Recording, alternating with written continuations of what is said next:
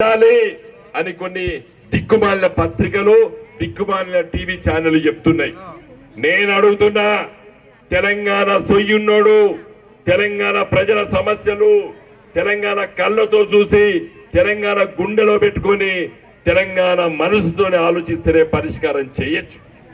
మేమున్నాం, తెలంగాణ తెస్తామని చెప్పినాం, తెలంగాణ తెచ్చి చూపించినాం.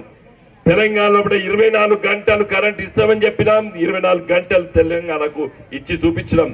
తెలంగాణ చెరువులు కుంటల్లో మత్తళ్ళు వడిపిస్తామని చెప్పినాం, ఇలా తెచ్చి చూపించినాం. నేను కందుల గ్రామ మిత్రులందరినీ అడుగుతున్నా, ఇలా మీ ఊర్లో ఎట్లుందో నాకు తెలియదు కానీ మీ ఊరితో పాటు మీ చుట్టాలు మీ మిత్రులు అందరిని అడగండి.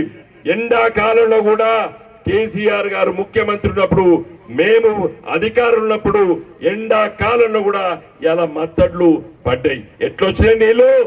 గోదావరి నది నుంచి ఎత్తిపోతల ద్వారా ఇలా తీసుకొచ్చినాం.